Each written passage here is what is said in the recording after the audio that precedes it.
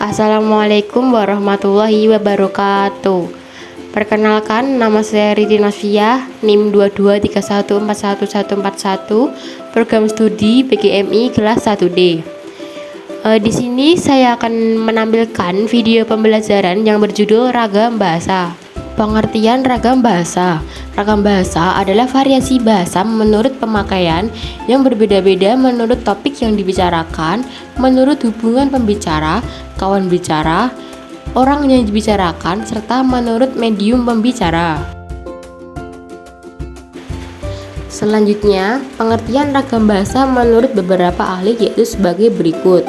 1. Ragam bahasa menurut Dendi Sugono, bahwa sehubungan dengan pemakaian bahasa Indonesia timbul dua masalah pokok, yaitu masalah penggunaan bahasa baku dan tak baku. Yang kedua, ragam bahasa menurut Vismanat, suatu ragam bahasa, terutama ragam bahasa jurnalistik dan hukum, tidak tertutup kemungkinan untuk menggunakan bentuk kosakata ragam bahasa baku. Selanjutnya, macam-macam ragam bahasa. 1. Ragam bahasa berdasarkan penutur. Berdasarkan cara pandang penutur, ragam bahasa dibagi menjadi 4, yaitu sebagai berikut.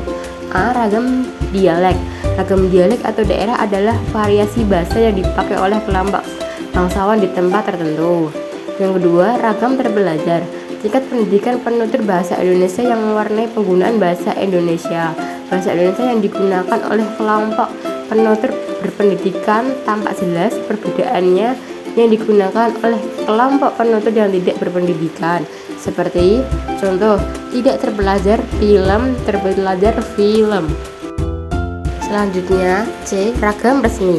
Ragam resmi adalah bahasa yang digunakan dalam situasi resmi seperti pertemuan, peraturan-peraturan, perundang-undangan. D. Ragam tidak resmi. Ragam bahasa yang digunakan dalam situasi tidak resmi seperti dalam pergaulan atau percakapan pribadi. Ciri-ciri ragam bahasa tidak resmi kebalikan dari ragam bahasa resmi. Ragam bahasa resmi atau tidak resmi ditentukan oleh tingkat keformalan bahasa yang digunakan. Selanjutnya, nomor 2, ragam bahasa berdasarkan cara komunikasi. A. Ragam lisan. Ragam bahasa lisan adalah suatu ragam bahasa yang dihasilkan oleh alat ucap.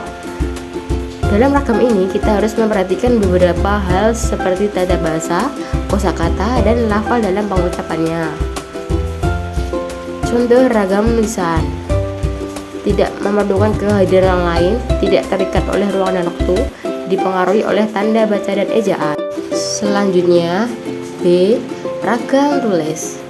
Ragam bahasa tulis adalah bahasa yang dihasilkan dengan memanfaatkan tulisan dengan huruf sebagai unsur dasarnya.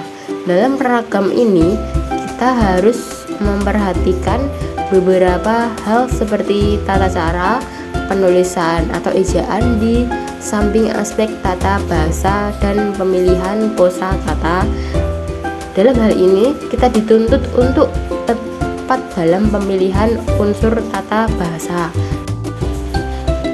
Yang ketiga, ragam bahasa berdasarkan topik pembicaraan. A. Ragam sosial, yaitu ragam bahasa yang sebagian norma dan kaidahnya didasarkan atas kesepakatan bersama dalam lingkungan sosial yang lebih kecil dalam masyarakat. B. Ragam fungsional adalah ragam bahasa yang dikaitkan dengan profesi, lembaga lingkungan kerja, atau kegiatan tertentu lainnya. C. Ragam jurnalistik adalah ragam bahasa yang dipergunakan oleh dunia media massa cetak. Dalam perkembangan lebih lanjut, bahasa jurnalistik adalah bahasa yang dipergunakan oleh seluruh media massa. Baik, itu saja yang dapat saya sampaikan. Kurang lebihnya mohon maaf. Sekian dan terima kasih. Wassalamualaikum warahmatullahi wabarakatuh.